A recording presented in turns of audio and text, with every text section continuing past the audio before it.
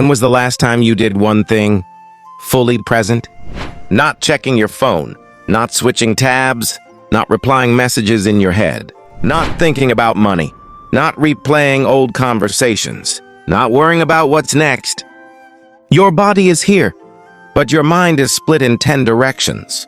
You start something important, then get interrupted, then overthink, then rush, then quit, and you call it a motivation problem. It's not. It's attention. Modern life doesn't attack your strength. It attacks your focus. Noise, comparison, endless information, constant urgency, all pulling you away a little at a time. That's why you feel tired without working hard, busy without progress, stressed without real danger. A long time ago, warriors faced the same enemy. Not phones, not screens, but a wandering mind. One of them was named Kero. He was strong, skilled, trusted, and he failed at the most important moment. Not because he lacked strength, but because he lost focus. What changed him was not a weapon, but a discipline for the mind called Kuji-kiri. And that lesson matters more today than ever. This lesson matters because it works everywhere. Your work, your training, your decisions, your life. It multiplies focus. Let's begin. Kero was not placed on the tower by chance. Every morning before the city stirred, before smoke rose from cooking fires, before the streets filled with voices, Kero was already there. High above the village, standing alone, eyes scanning the horizon, hands resting calmly on the hilt of his blade. He was chosen because he had earned it. Kero was agile. His movements were light, almost silent. He was strong, not just in muscle, but in control. And with a sword in his hands, he was precise. Over the years, he had proven himself. Night patrols through dark forests, skirmishes at the village borders, moments where hesitation would have meant death. Each time, Kero stood firm. The villagers noticed. They trusted him. Parents slept easier knowing he watched from above. Merchants opened their shops believing danger would be seen long before it arrived. The village believed one thing above all else. If danger ever came, Kero would be the first to see it. 2 weeks earlier, that belief had been tested. A letter arrived. Not a request, not a warning, a threat. The bandits were coming. The message was short, but heavy with hatred. It spoke of revenge. Their leader, killed 20 years ago, had fallen by the blade of a legendary samurai, Master Hayato, Kero's teacher. Now Hayato was 90 years old. His body was fragile. His hands no longer steady enough to wield a sword. But his mind, sharp, clear, unmatched. In his youth, he had won wars, ended battles before they began, and trained warriors who went on to shape history. The village did not protect Hayato because he could still fight. They protected him because his knowledge could not be replaced. And the bandits knew this. That was why Kero was placed on the tower. Not to prove his strength, but to guard time itself. If the bandits appeared, Kero would signal the village.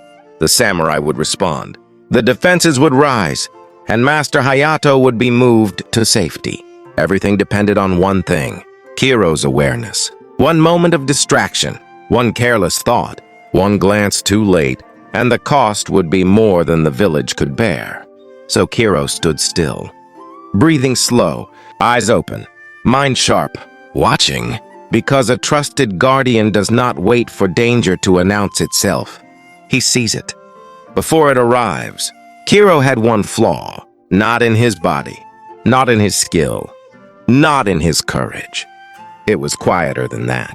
His body stayed where it was, but his mind did not. Even during training, when steel clashed, when sweat burned his eyes, when commands echoed through the yard, his thoughts drifted.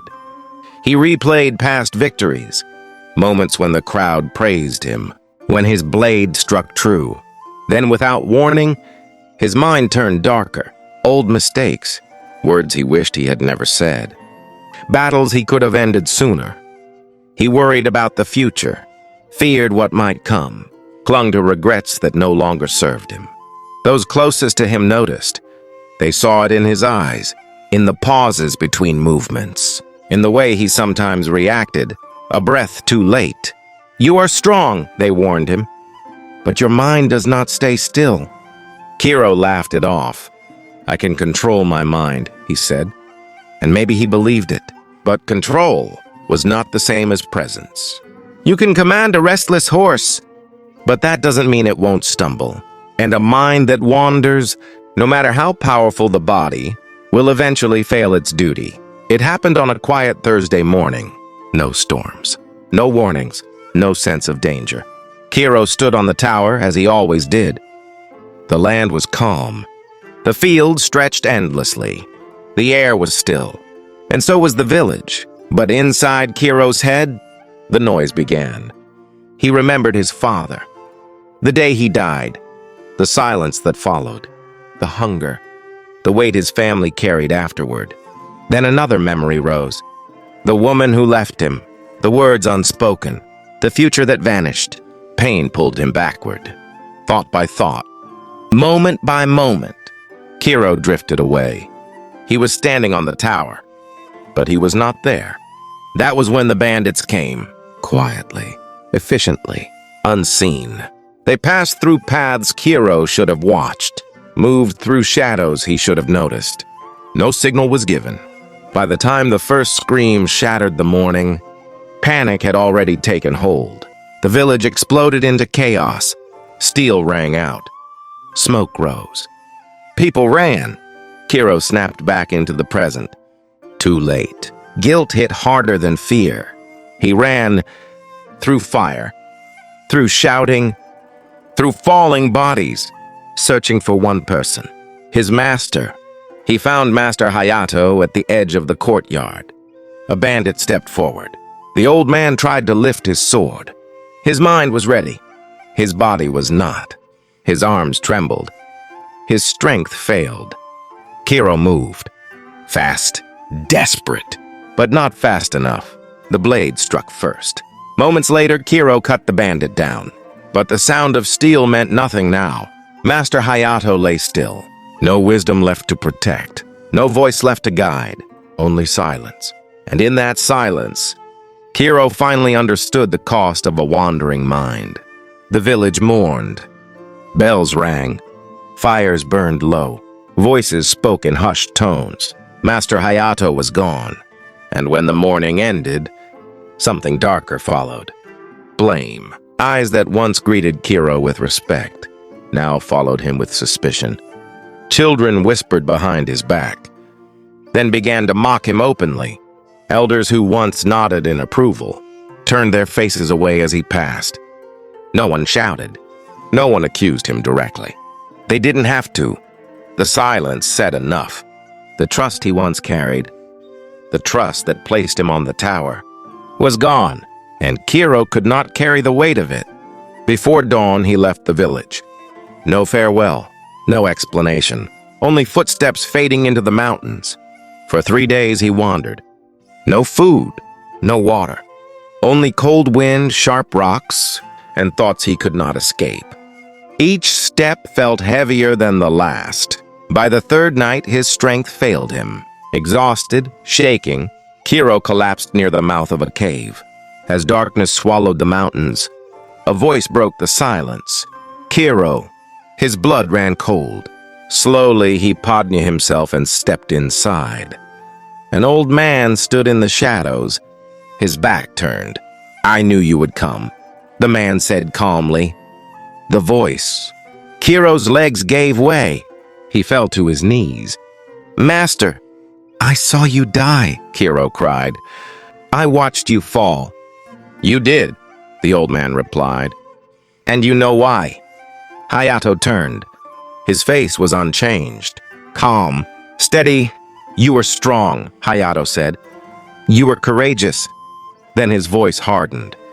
"But your lack of focus ended my life." The words struck deeper than any blade. "I trusted you," Hayato continued, "and your wandering mind betrayed that trust." Kiro broke. Tears fell to the stone floor. His body shook. He could not defend himself. He could not argue. After a long silence, Hayato spoke again. I do not hate you. Kiro looked up, confused. You are young, Hayato said softly, and I still see my legacy in you. From within his robes, the old master removed a small book, worn, simple. He placed it in Kiro's trembling hands. Read this, Hayato said. Study it. Live by it. Kiro lifted his eyes, but the cave was empty. Only silence remained, and in his hands, the weight of a second chance.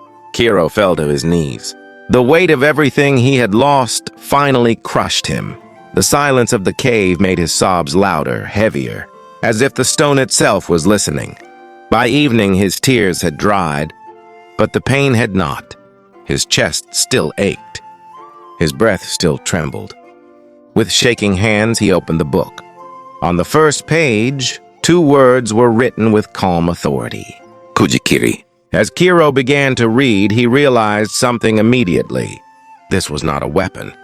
Not a secret move meant for battle. It was a shinobi technique for the mind. The words were simple, almost gentle. They spoke as if a teacher were sitting beside him, patiently correcting a student who had misunderstood the lesson for years. The book explained that shinobi did not lose battles because they were weak. They lost because their attention failed them. Kujikiri was created for one purpose: to train a warrior to remain present when pressure, waiting, or fear tried to pull the mind away. The technique was simple, but demanding. The book warned him, "You will think this is too easy. That is because you are not patient enough yet." Kujikiri rested on 3 principles. First, breath. The breath slows the body. A calm body sends a signal of safety to the mind. When the breath is rushed, the mind scatters.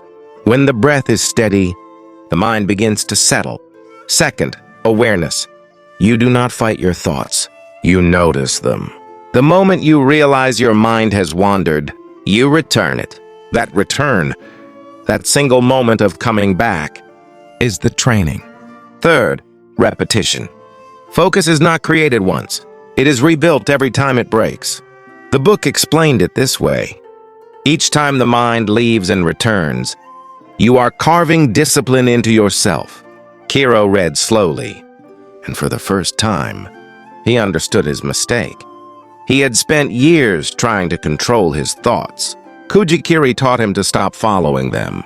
The technique asked for only one thing: sit still. Breathe in through the nose. Breathe out slowly. When your mind drifts, do not judge it. Do not rush. Simply return. Again and again. That was Kujikiri. Not magic. Not force. Training. After reading, Kiro wept bitterly. The words blurred as tears fell onto the pages. His shoulders trembled. Not from fear, but from understanding. For the first time, he saw clearly where he had failed. Not in strength, not in courage, but in presence. "Master," he cried into the silence of the cave, "if you had taught me this earlier, I would have done better. I would have protected you. I would not have let my mind betray me." His voice broke. The tower returned to him. The quiet, the waiting, the wandering thoughts he had ignored. He saw it now. His failure had not been sudden. It had been building for years. Kiro lowered his head and pressed his forehead against the cold stone floor. "I see it now," he whispered. "I was strong but careless, skilled but undisciplined." For a long time he remained there, breathing slowly, letting the truth settle. When he finally lifted his head, something in his eyes had changed. He closed the book carefully, as if it were fragile. "I promise," he said, steadying his breath. "I will study this rule again and again. I will live by it, not only in battle, but in every moment of my life." This was not an oath made in anger, not one born from grief. It was a quiet decision. And in that stillness, Kiro took his first true step toward discipline. When Kiro returned to the village, no one welcomed him. They remembered the tower. They remembered the silence. They remembered the cost. Eyes followed him as he walked the streets, not with anger, but with doubt. Kiro did not explain himself. He did not defend his past. He said nothing. He trained. At dawn, while others slept, he practiced his breath. At midday, while the village worked, he stood still, watching, listening, present. At night, when old thoughts tried to return, he noticed them and let them pass. Days turned into weeks. Then the warning came. The bandits had regrouped. Fear spread quickly. This time, Kiro climbed the tower without ceremony. No pride, no tension, only calm. The land stretched before him. Familiar, quiet. He breathed, and he stayed. When movement appeared at the edge of the fields, he saw it immediately, not because he strained, but because he was there. The signal was given early. The village had time. Defenses were raised, warriors took position, civilians moved to safety. When the bandits arrived, they found no weakness. The battle was brief, decisive. When it was over, the village stood unharmed, and the people noticed something. Not Kiro's strength, not his sword, but his presence. His eyes were steady, his movements precise, his mind unshaken. Trust did not return with applause. It returned quietly, as it always does. Kiro never claimed glory. He did not speak of redemption. He taught instead. He sat with the young ones, with the impatient, with those who believed discipline meant force. And he told them the truth. The mind will wander, he said. That is not failure. He paused. Following it is. He taught them to sit, to breathe, to return. Again and again. Master Hayato's legacy did not live on through victories, nor through fear. It lived on through the discipline of attention, through warriors who could wait, who could see, who could remain present when it mattered most. Because the greatest duty of a warrior is not the blade, it is focus.